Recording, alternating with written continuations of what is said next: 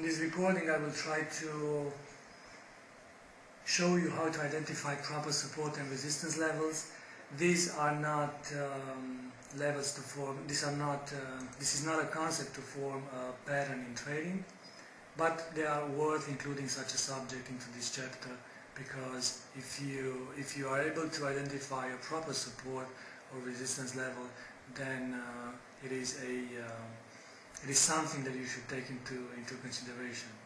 Whenever you are trying, this is a 4-hour chart on the euro dollar, but whenever you are trying to identify support and resistance level, never look on the right side of the chart. So let's say for example that you are in here.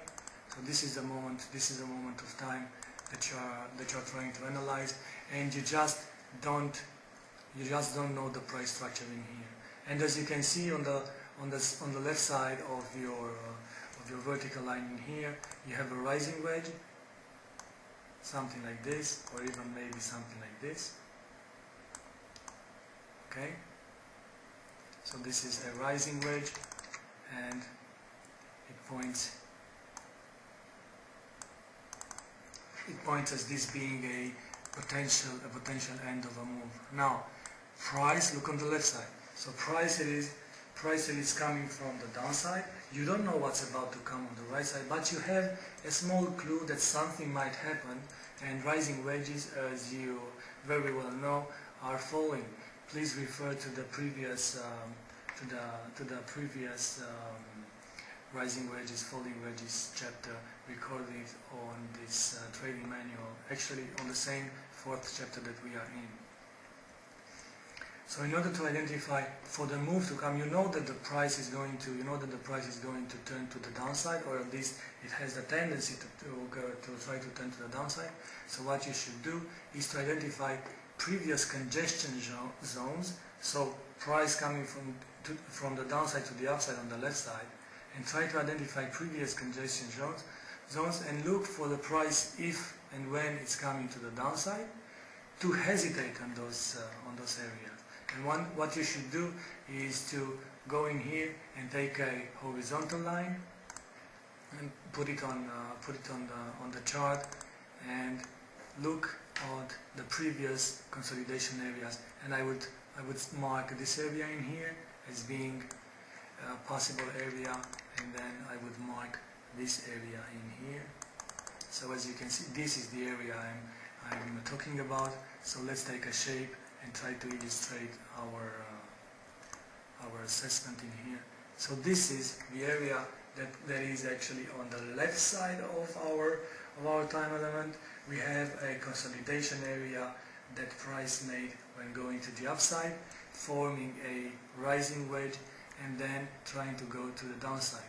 Now if you project forward, so I will leave this shape like this with this color, and then I will take another shape, and let's make this one like this. Let's make this one dark gray like this. So if you project forward your previous consolidation area on a rising move, you actually see that when the price comes to the downside, it is hesitating in the same area. So this you have just identified a support level. So price coming and finds support in the same area that is consolidating here. So support level is being rejected. Then tries again for the same support level, and it is rejected. After that, eventually it is being broken. Now, one of the unwritten rules for the trading world is that once a support is being broken, then it becomes resistance, and vice versa. Once a resistance is being broken, it becomes support. Now take a look in here what the price does. So coming from the upside, tries for the support area, being rejected, tries again for the support area, being rejected, breaking the support area. Now the support area turns into resistance, and it is being rejected as a resistance now, and continues the move lower. Now if you go and look on the left side of the identified consolidation area in here, so in here, and we will leave this one also with the gray shape. Look what the price does in here actually. Coming from the downside, it is being rejected from this area once, rejected twice, rejected the third time, okay? And making a consolidation in it, and then breaking. What was first resistance, what then broken, it is becoming support. So this is how to identify resistance or support levels, and this is an example with price coming from the downside and returning to the original direction. But the same can be true if you are looking for a downward trend that is going to reverse. What to keep in mind also when you're trying to look for support or resistance levels, the second way to identify it is to use the famous Fibonacci tools that we already presented in a previous chapter, in the third chapter. So now you know that you just go and take the Fibonacci retracement, and for example, if you want to look at this triangle in here, at this structure, you just take a Fibonacci retracement from this low in here to this high in here, something like this, or something like this, from this high to this high in here. And you are looking for identifying, you are seeing that this is a consolidation area, so price hesitates a lot. This is a 4-hour chart, and each candle in here actually represents 4 hours. So you are looking for a support area for your strategy. So you are looking for a breakout, but you just don't want to buy the upper side of this triangle, because you don't know if this triangle actually is going to reverse to the downside like this one did. See, this is something like A, B, C, V, E, and then reversing to the downside. Let's take actually a trend line and trying to put like this.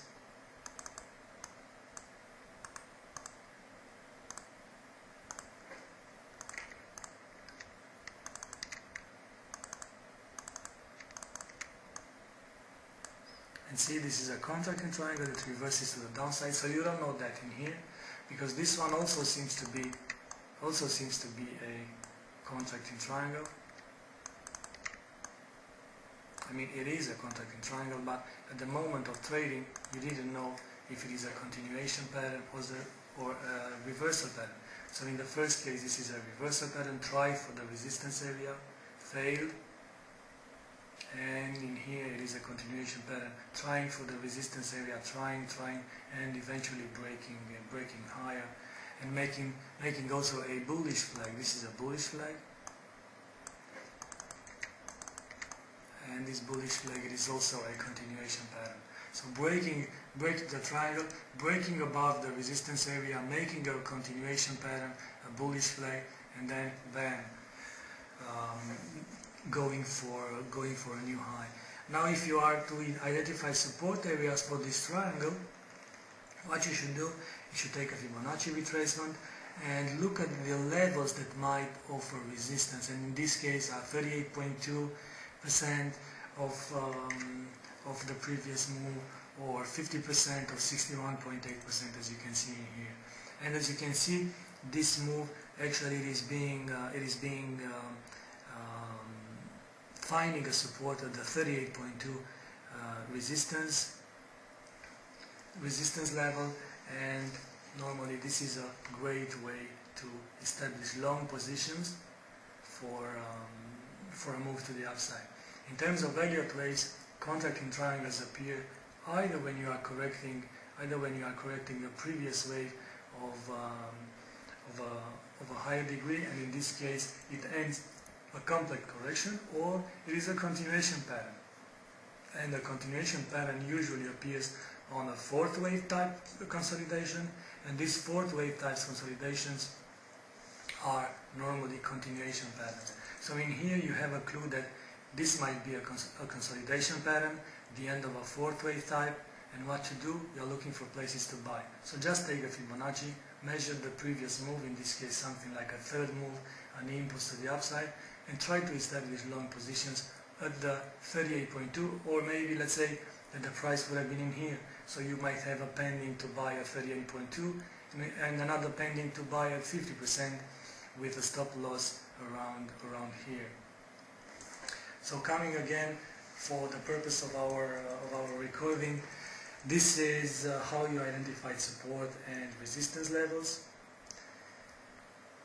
You are looking in this scenario, price is coming from the upside, from the downside, makes a new high, and you are looking to identify support and resistance areas, looking on the left side what was happening and trying to project the same areas on the right side, because when price consolidated on a previous move, it might consolidate on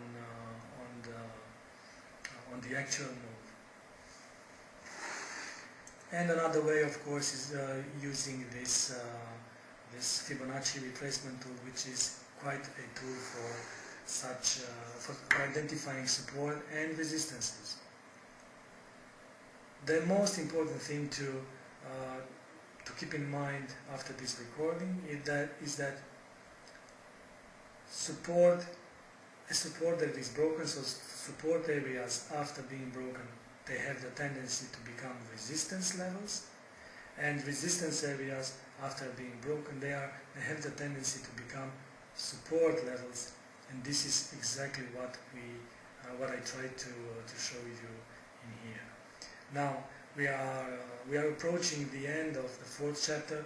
I still have one recording to do on trend lines, and that would be the end of the fourth chapter, and after that we'll move into the trading theories, and we'll start with the Elliott-Wave theory, one of my favorites, as you probably know that by now. On the next recording on the trend lines, I will show you how to draw a proper trend line, and keep in mind that a proper trend line is dynamic. It should not stay in the first place. But I will show you how to draw it and what to look for when it is about to change. Until then, stay safe on the markets and trade good.